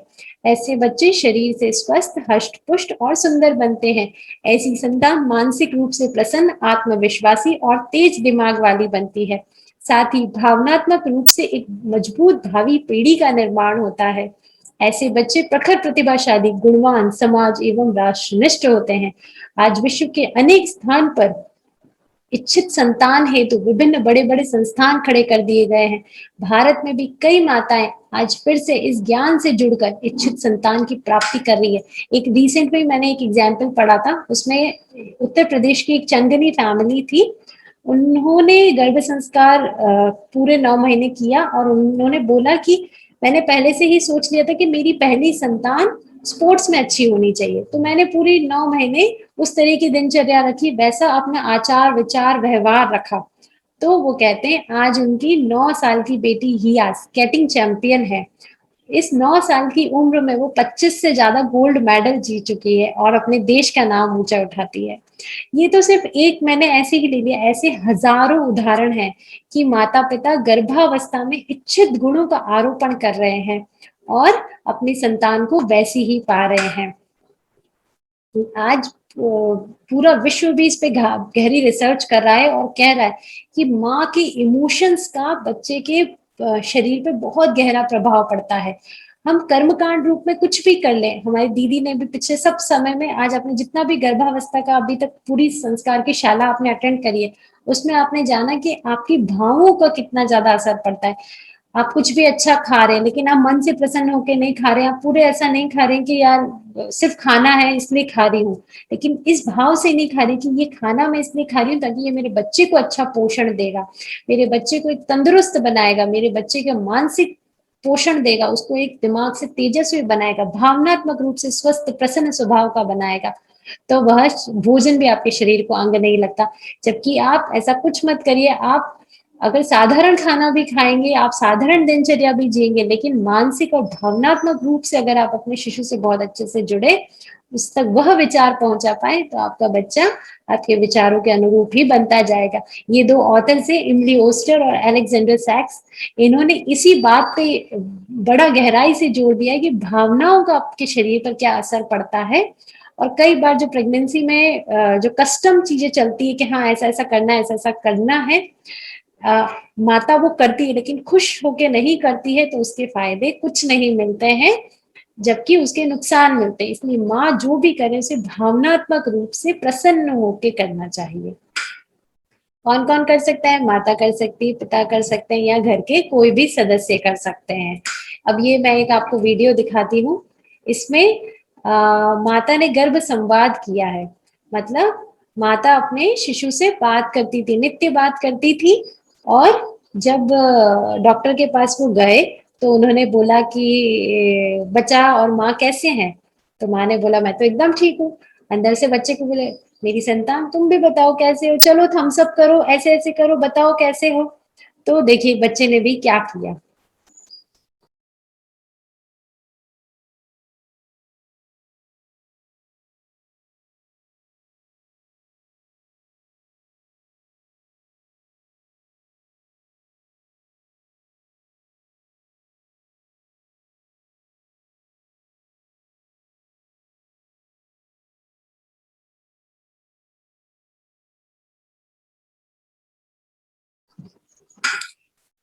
और ये मैं आपको एक और बता रही हूँ, ये जिन दीदी से मैं जुड़ी हूँ, ये उनका उनकी एक तस्वीर है। वह नित्य नादियों किया करती थी, नित्य ध्यान किया करती थी। तो ये 5 दिन की गुड़िया है जो जब जैसी नादियों का समय होता है, 6 बजती है और वह धुन बजती है, तो बच्चे ने भी अपनी ध्यान मुद्रा बना ली। यह क्या है? ये गर्भ संवाद का महत्व देखिए आपके सामने दिख रहा है। और देखिए ये कनाडा का एक फोटो है, ये बड़ा फेमस हुआ था। पिता रोज अपने बच्चे से गर्भ संवाद करते थे। तो जैसे ही डिलीवरी हुई और बच्चे ने पिता की आवाज सुनी, उसी समय बच्चे पिता ने खुश होकर अपने बच्चे से कुछ कहा। तो बच्चे ने पलट के पिता को एक बहुत ही प्यारी सी स्माइल दी कि हाँ मैं आपको, जैसे हम किसी को जानते हैं पहचानते हैं और जब इतनी प्यारी सी स्माइल देते हैं, वैसी उन्होंने इतनी प्यारी सी स्माइल दी। तो गर्भ संस्कार के अनेक अनेक फायदे हैं, लेकिन जो लोग इसे नहीं करते हैं, देखिए गर्भ संस्कार संवाद के माध्यम से मुख्यतः हम क्या करते हैं, अपने बच्चे से जुड़ते हैं, प्यार से जुड़ते हैं और उसे अच्छी बातें समझाते हैं, उसे उसमें अच्छे गुणों को विकसित करने का प्रयास करते हैं। अगर हम वैसा नहीं करेंगे, हम इग्नोर कर देंगे, वह सामान्य रूप से बढ़ेगा, सामान्य वातावरण में पलेगा बढ़ेगा, उसके ऊपर विशिष्ट कोई प्रयास नहीं किए गए। तो आज आप अपने देश की कंडीशन देखिए, देखिए देखिए ये 2019 का डेटा है, जिसमें बताया गया कि भारत में 20 से 29 साल के जो जनरेशन है, जो लोग हैं, चाहे वो किसी भी जेंडर के हो, चाहे वो पुरुष हो चाहे महिला, वो मोस्ट डिप्रेस्ड है आज। इन इस उम्र के लोगों में सबसे ज्यादा डिप्रेस्ड है आज। परम श्रद्धेय ने किताब लिखी है युवा कौन है, उसमें वो बोलते हैं युवा तो कितना होता है जो कभी थकता नहीं है, जिसमें हमेशा जोश भरा रहता है, जो जिसके सामने बड़े से बड़े पर्वत तक झुक जाते हैं, वह युवा होता है। और आज ये हमारे देश के 20 से 29 साल के युवा और युवती दुनिया में सबसे ज्यादा डिप्रेस्ड लोगों में है। मतलब तो हमें नहीं पता आगे क्या होगा, लेकिन अगर हमने कुछ विशिष्ट प्रयास नहीं किए अपने बच्चे पे, तो वह भी इनका हिस्सा हो सकता है। आज बोला जाता है कि भारत के 80% से ज्यादा यूथ, यूथ मतलब यही है जो 20 से 29 साल की उम्र के जो लोग हैं, वो सबसे ज्यादा गुस्सैल है। मतलब उस एज में सबसे ज्यादा गुस्सा है, जितना ना कभी पहले था ना बाद में था, लेकिन ऐसी उम्र में, इस उम्र में बच्चे अधिकतर गुस्सैल हैं। किसको अच्छा लगता है कि बच्चे गुस्सैल स्वभाव के बने? और हम जानते हैं कि गुस्सा में कितने सारे गलत गलत कार्य भी हो जाते हैं। और भी ऐसे अनेक अनेक आज हमारे देश में डेटा उपलब्ध है, जिसमें बताया जाता है कि सिर्फ आपने अगर अपने बच्चों को वातावरण के भरोसे छोड़ दिया, तो क्या स्थिति हो सकती है, उनमें क्या क्या बुरी प्रवृत्ति, कहाँ कहाँ वो जुड़ सकते हैं, कहाँ कहाँ किन बुरी संगत में फंस के अपने जीवन का सर्वनाश कर सकते हैं, जो कोई भी माता पिता नहीं चाहते। इसीलिए माता पिता को अपने बच्चों को संस्कार देना, अपने बच्चे को अच्छा वातावरण देना, एक सुशिक्षा देना गर्भ से ही शुरू कर देना चाहिए। आइए आज आप सब मेरे साथ एक गर्भ संवाद प्रैक्टिस करें। देखिए कैसे हमें गर्भ संवाद नित्य अपने बच्चे के साथ करना चाहिए। आप सभी माताएं अपने गर्भ पर हाथ रख के कोमलता से अपनी आंखें बंद कर लें। मैं जैसा जैसा बोलूं उसी अनुरूप अपने विचारों को करिए।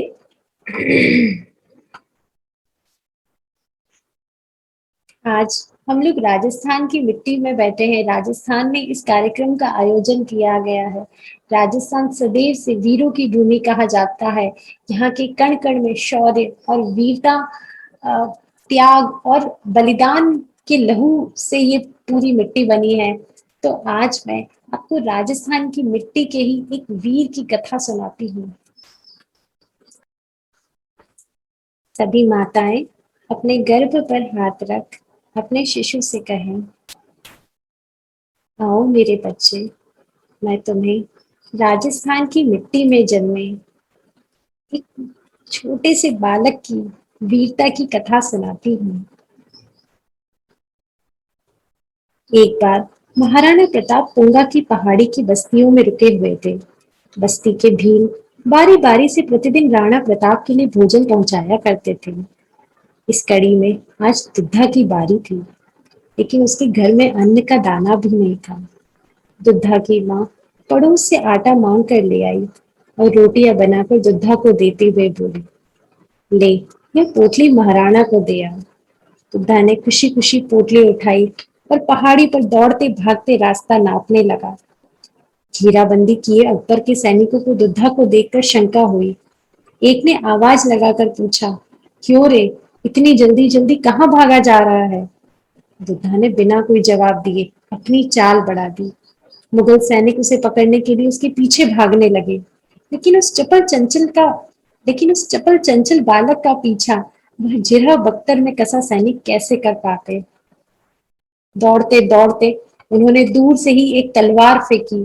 वह तलवार बालक की नन्ही कलाई पर लगी और वह कलाई कटकर गिर गई। खून फूटकर बह निकला, लेकिन उस बालक का जिगर देखिए। नीचे गिर पड़ी रोटी की पोटली उसने दूसरे हाथ से उठाई और फिर सरपट दौड़ने लगा। बस उसे तो एक ही धुन थी, कैसे भी करके राणा तक रोटियां पहुंचानी है। रक्त बहुत बह चुका था। अब दुग्धा की आंखों के आगे अंधेरा छाने लगा था। उसने चाल और तेज कर दी, जंगल की झाड़ियों में गायब हो गया। सैनिक हक्के बक्के रह गए। कौन था यह बालक? जिस गुफा में राणा परिवार समेत रह रहे थे, वहां पहुंचकर दुग्धा चकरा कर गिर पड़ा। उसने एक बार और शक्ति बटोरी और आवाज लगा दी, राणा जी। आवाज सुनकर महाराणा बाहर आए। एक कटी कलाई और एक हाथ में रोटी की पोटली लिए खून से लथपथ 12 साल का बालक युद्ध भूमि में किसी भैरव से कम नहीं लग रहा था। राणा ने उसका सर गोद में लिया और पानी के छींटे मारकर होश में ले आया। टूटे शब्दों में दुग्धा ने इतना ही कहा, राणा जी, ये रोटियां माँ ने भेजी है। फौलादी प्रण और तन वाले राणा की आंखों से शोक का झरना फूट पड़ा। ये बस इतना ही कह सके, बेटा, तुम्हें इतने बड़े संकट में पड़ने की कहाँ जरूरत थी? वीर दुग्धा ने कहा, हे अन्नदाता, आप तो पूरे परिवार के साथ संकट में हैं। माँ कहती है, आप चाहते तो अकबर से समझौता कर आराम से रह सकते थे, पर आपने धर्म और संस्कृति की रक्षा के लिए कितना बड़ा त्याग किया। उसके आगे मेरा त्याग कुछ नहीं। ना कहकर बुद्धा वीर गति को प्राप्त हो गया। राणा जी की आंखों में आंसू थे। मन में कहने लगे, धन्य है तेरी देशभक्ति, तू अमर रहेगा मेरा बालक, तू अमर रहेगा।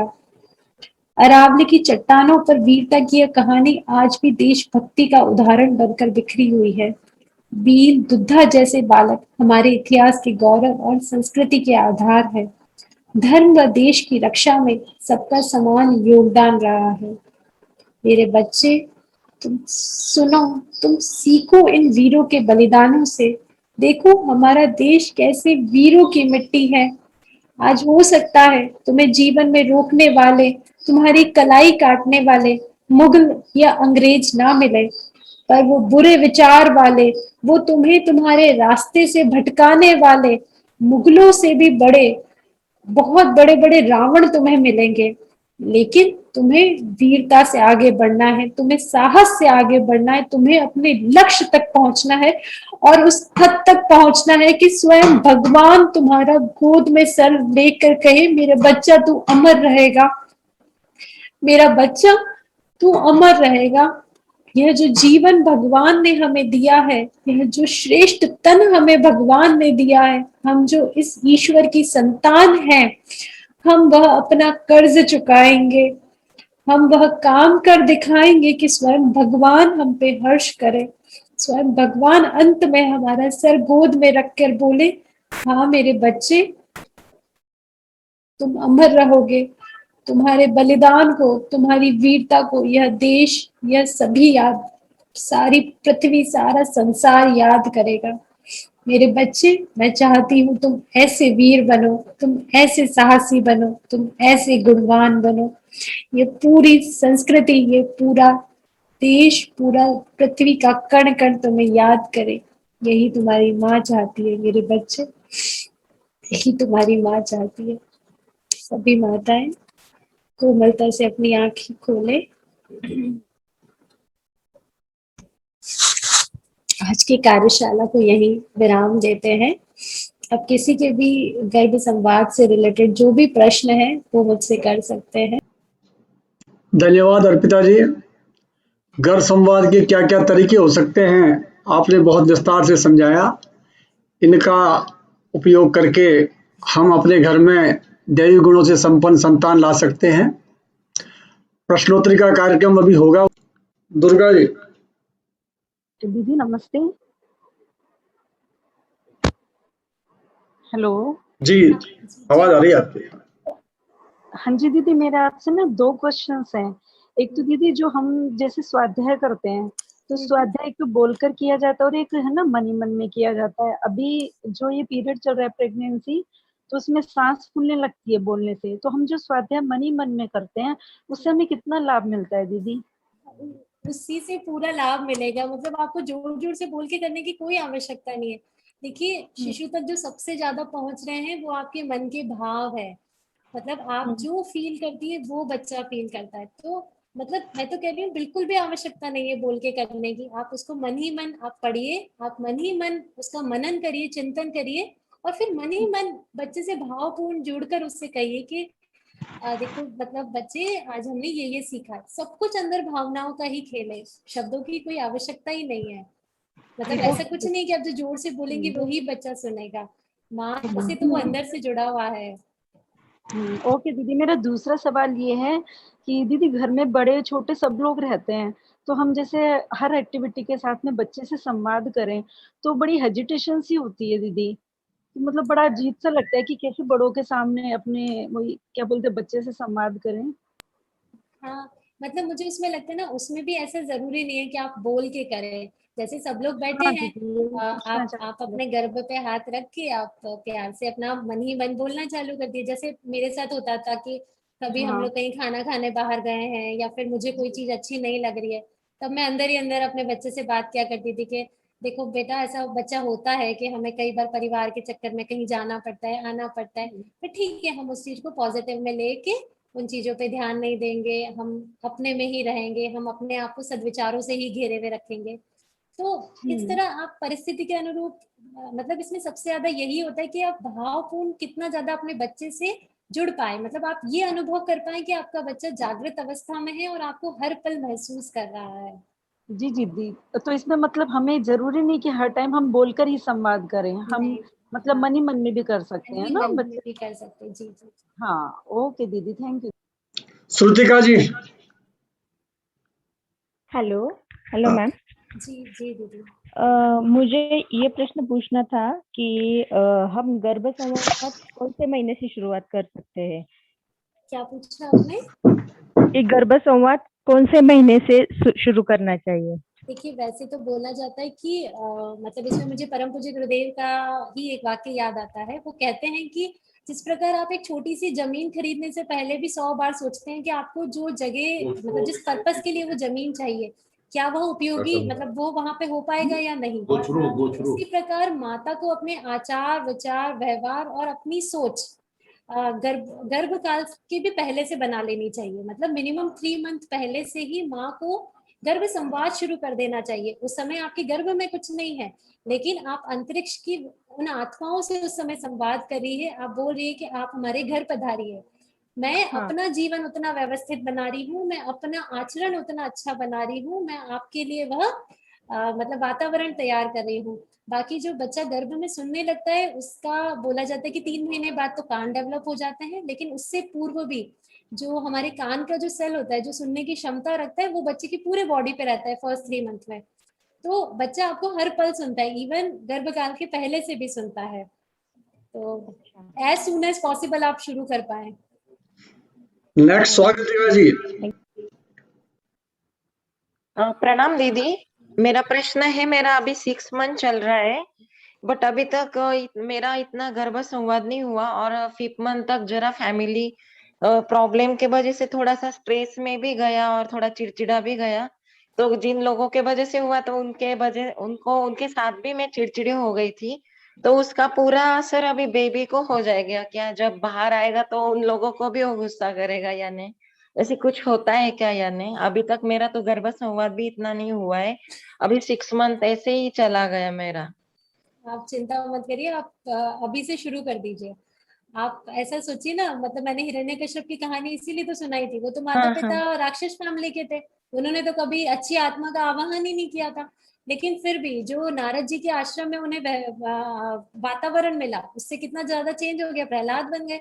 तो हम भी जो अब जो नेक्स्ट 3 महीने हमारे बच्चे हैं, उसमें आप ये सारे आसपास का टेंशन छोड़ के बस ऐसा सोचो कि मुझे तो अपने बच्चे को अच्छा बनाना है। आपका जीवन किससे जुड़ा है? सबसे ज्यादा आपके बच्चे से जुड़ा है। आगे हाँ। आपका जीवन आपके बच्चे के ऊपर निर्भर करता है कि वो जितना अच्छा बनेगा, आपका जीवन उतना अच्छा बनता जाएगा। तो सारी चीजों को छोड़ के सिर्फ अब आगे के 3 महीने अपने बच्चे के लिए दीजिए। Okay, thank you ma'am. Next Neha Shekhar जी।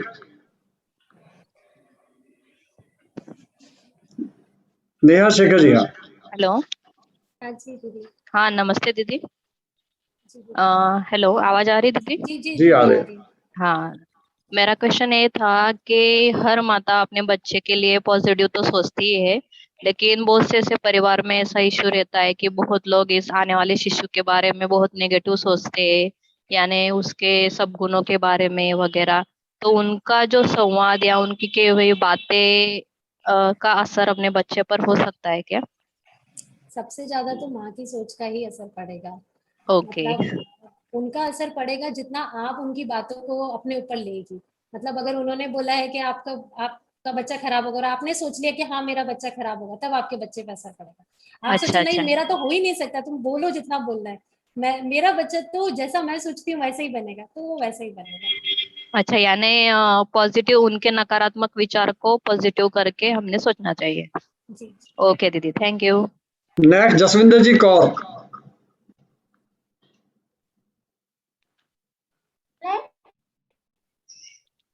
जी नमस्ते मैम। मेरा ये क्वेश्चन है कि बेबी का जैसे मूवमेंट्स होता रहता है, तो कभी बेबी अवेक रहता है और कभी सो रहा होता है, तो उस समय हमें संवाद उसी समय करना चाहिए जब हमें मालूम है कि वो अवेक है, या किसी भी समय करने से उसका फायदा रहेगा? नहीं, आप फायदा तो आपको हर टाइम होगा। जैसे हमने बताया कि संवाद के थ्रू क्या होता है, एक तो पॉजिटिव हार्मोन्स भी आपकी बॉडी से रिलीज होते हैं, और वो पॉजिटिव हार्मोन्स बच्चे तक पहुंचते हैं और उसका बहुत सकारात्मक विकास करते हैं। जब बच्चा जागृत है, मूवमेंट है, तो वो तो हम कभी कभी फील कर पाते हैं कि हाँ हमने कुछ कहा और बच्चे का मूवमेंट हुआ। लेकिन पहले 4-5 महीने तो आपको जब वो फील ही नहीं होता है, तो इसका आप कैसे पता करेंगे कि तब बच्चा जागृत है या नहीं है? तो मेरा तो यही सुझाव है कि आप हर समय जब आपको उचित समय मिलता है, उस समय आप अच्छे से जुड़े रहे बच्चे से, सकारात्मक रूप से संवाद करते रहे। नेक्स्ट तानू जी। प्रणाम दीदी। प्रणाम। हाँ दीदी, मेरा ये एक सवाल था कि जैसे मैं लिख करके अपने, मैं इसमें अच्छा लगता है मुझे लिखना, तो मैं लिख करके बात करती हूँ, तो वो भी ठीक है ऐसे? हाँ हाँ हाँ, एकदम ठीक है। आप आपके बच्चे का भी मतलब राइटिंग में इंटरेस्ट जगा रही है। नहीं मतलब वैसे नहीं लिखती हूँ poet, just like how I am feeling, और कैसा रह रहा है दिन और मैं कैसा फील कर रही हूँ, और अच्छी कोई बात उससे बतानी है। जब वो, मेरा ऐसा है कि जब कभी वो बड़ा होगा तो मैं उसको पर डायरी दूंगी कि मेरी जर्नलिंग इस हिसाब से। तो आप ये भी ठीक है ऐसा? मैं हाँ, गर्भ ये संवाद मेरा एकदम इस तरीके से है। एकदम ठीक है। लेकिन इसमें मैं यही बोलना चाहूंगी कि जो और भी बहुत सारे तरीके मैंने बताए हैं गर्भ संवाद जी के, कि म्यूजिक, ध्यान, और जो स्वाध्याय है, उन टीवी के माध्यम से भी कोई प्रेरक कहानी आप उनके माध्यम से भी कर सकते हैं। ये बिल्कुल। गर्भ संवाद का एक पार्ट हो गया। लेकिन जब आप अच्छे से करना चाहती हैं, तो दूसरी एक्टिविटीज को भी अपनी रूटीन में ऐड करिए। बिल्कुल, थैंक यू। नेक्स्ट कृतिका जी शर्मा। नमस्ते। हेलो। जी जी नमस्ते दीदी। जी प्रणाम दीदी। आवाज आ रही है? जी जी आ रही है। मैं आज के टॉपिक में तो मुझे सब कुछ समझ में आ गया, बट मैं ये पूछना चाह रही हूँ कि अगर 9 महीने तक कोई कांटेक्ट में रह के किसी भी तरह की कोई हेल्प लेना चाहे, तो कोई जरिया है, मतलब कोई कांटेक्ट नंबर या कुछ, मतलब कुछ भी हेल्प के लिए? हाँ, मतलब जैसे मेरा यूट्यूब तो मतलब चलता ही है, उसके अलावा हमने एक छोटा सा व्हाट्सएप ग्रुप भी बना रखा है, जिसमें डॉक्टर्स, योगा थेरेपिस्ट और काफी कुछ ऐसे थोड़ा सा अच्छा ग्रुप बना रखा है, जिसमें वीकली जन्म दिवस संस्कार, विवाह दिवस संस्कार, बच्चे के जो आगे के 5 साल के लिए भी विशेष संस्कार करवाना, वो सब कुछ उस ग्रुप के द्वारा किया जाता है। राजस्थान का भी गर्भोत्सव का भी एक व्हाट्सएप ग्रुप है, तो ये दोनों एक व्हाट्सएप ग्रुप है, सिंपल मतलब सारा फैमिली वाले ऐसे जुड़े रहते हैं, कोई ऐसे तो आप। नेक्स्ट रचना जी सोमानी।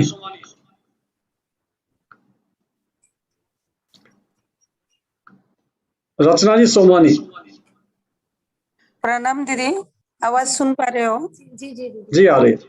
हाँ दीदी, मेरा अभी 9th मंथ शुरू होने वाला है, तो मैंने इतने दिनों में मुझे नहीं पता था, तो ज्यादा कुछ संवाद वगैरह नहीं किया बच्चे से। लेकिन अभी का जो 1 महीना है, उसमें मैं करना चाहती हूँ कि जितना ज्यादा हो सके उतना मैं बच्चे के लिए सब पॉजिटिव सोचूं। और आपने जो कुछ बताया मुझे बहुत ज्यादा अच्छा लगा। तो ऐसे लगने लगा कि अपने को पहले क्यों नहीं पता था ये सारा चीजें, तो भी इतने कम टाइम में मैं कैसा कर सकूंगी, ऐसे मुझे लग रहा है। तो क्या 1 महीने का काफी रहेगा दीदी? हाँ हाँ, बहुत काफी है, और मैंने बताया ना, जैसे 1000 दिन भी बहुत इफेक्टिव होते हैं। तो ठीक है, गर्भावस्था के 9 महीने निकल गए, लेकिन आगे के भी आपके पास पूरे 2 साल है। मतलब बताया जाता है, शिशु के जन्म के बाद भी जब भी आप उसको दूध पिलाए, गायत्री मंत्र का उच्चारण करें, गायत्री मंत्र का जाप करें। ये भी बच्चे में बहुत सकारात्मकता ले रहा है, उसकी बुद्धि को बहुत तेज बनाता है, ऐसे बच्चे का मेमोरी बहुत अच्छा रहता है। तो और आप स्वाध्याय, ध्यान, इनसे अपने आप को जोड़े रखें।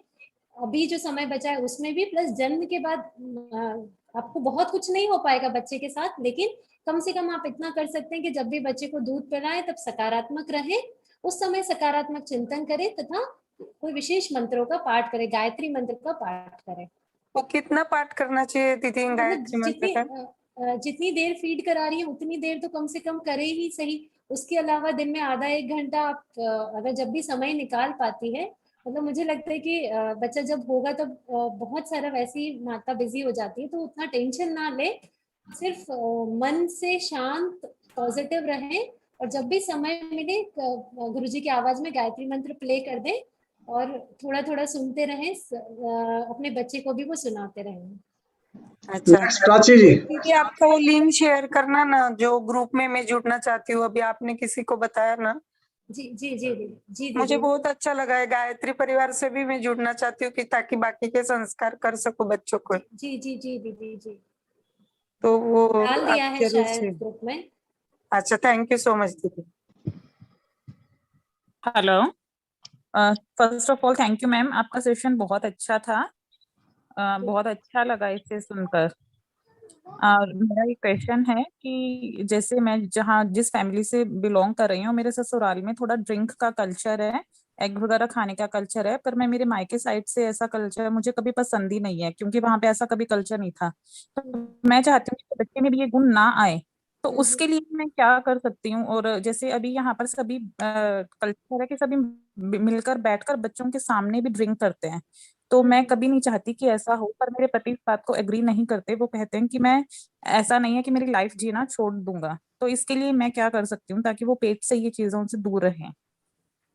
देखिए, एक तो जो आपका ये जो पसंद नहीं वाला जो भाव है, ये अपने आप में शिशु तक वो सिग्नल पहुंचा रहा है कि उसे भी वो चीजें पसंद नहीं आएगी।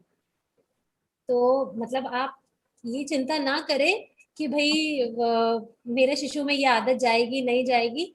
आप अगर बहुत स्ट्रांगली सोचिए, और भी आप अपने बच्चे से अभी नित्य थोड़ा ऐसे बात करते रहिए कि देखो मेरे बच्चे, ऐसा नहीं है कि मैं तुम्हें नहीं चाहती कि तुम ना पियो, लेकिन मैं इसलिए नहीं चाहती हूँ तुम पियो क्योंकि ये हमारे शरीर के लिए, हमारे हर तरह से, मतलब किसी भी तरह से फायदे के लिए नहीं है, उल्टा ये हमारे नुकसान ही करता है। और हम जब जीवन में कुछ अच्छा बनने के लिए सोचते हैं, आगे बढ़ने के लिए सोचते हैं, तो हमें बुराइयों से अपने आप को बचाना होता है। तो इसीलिए तुम्हारी माँ चाहती ओके। है कि तुम ये सब ना पियो। तो तुम अपने जीवन में, तुम अपने डिसीजन अपने आप लोगे, लेकिन एक तुम्हारी माँ की इच्छा है कि तुम इन चीजों से दूर रहो। तो मुझे ऐसा लगता है कि जब आप नित्य निरंतर अपने बच्चे तक ये भाव पहुंचाती रहेगी, ये विचार पहुंचाती रहेगी, तो जीवन में अपने आप उसको वो चीजें पसंद नहीं आएगी। वो बहुत भीड़ में वैसे लोगों के बीच में रह के भी वो उनको नहीं पसंद कर पाएगा। डॉक्टर मेहुल जी।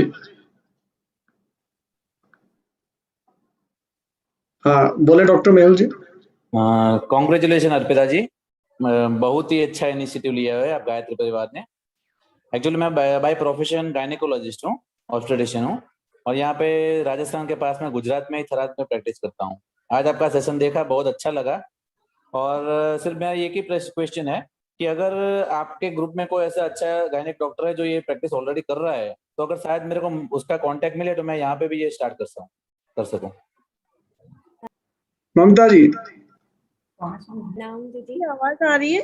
आ रही है। दीदी प्रणाम। जी प्रणाम दीदी। दीदी हमारा सवाल तो नहीं है, लेकिन एक एक्सपीरियंस बताना चाहते हैं। हमारे पहले बेटा था, फिर उसके बाद हम प्रेग्नेंट हुए दोबारा। तो हमें मतलब हमें ऐसा सुनते थे कि जैसा बच्चा सोचते हैं ना, जैसा सोचते हैं वैसा बच्चा होता है। तो हमने सोचा कि हमारी बेटी होनी चाहिए, बेटी होनी चाहिए। फिर उसके बाद पूरे 9 महीने हम जब भी काम करते थे ना, कोई भी काम करते तो हम बहुत अच्छे सलीके से करते थे, ताकि हमारी बेटी भी इतने अच्छे तरीके से करे। तो दीदी मतलब बेटी तो नहीं हुई, बेटा हुआ, लेकिन आज वो बेटा इतना शांत स्वभाव का है और अमेरिका में प्रोफेसर है डिजाइन का। और तो गुरु जी की कृपा से ही सब हुआ है। और हम बचपन से जुड़े हुए हैं गायत्री परिवार से, और योग शिल्पी भी करके गए हैं। 64 एज है हमारी। तो वास्तव में आपने जो बताया ना, जैसा सोचते हैं वैसा जरूर होता है, इसलिए हम बता। बहुत बहुत धन्यवाद दीदी। मतलब मुझे लगता है कि हम मतलब मेरा भी अभी सिर्फ मैं जो पढ़ती हूँ वो बोल रही हूँ, लेकिन आपके अनुभव को सुन के मुझे लगता है बाकियों को भी और ज्यादा प्रेरणा और एक विश्वास बनता है। तो थैंक यू सो मच दीदी अपना ये अनुभव शेयर करने के लिए। इसीलिए हमने बताया कि ये बहुत ही सही है आप जो बता रहे हैं। जी जी थैंक यू दीदी। नेक्स्ट कविता जी गुप्ता। कविता जी। भाई साहब 5 बजने वाला है। हाँ समय तो काफी हो गया है। कल की न्यूज भी देनी है आपको। हाँ तो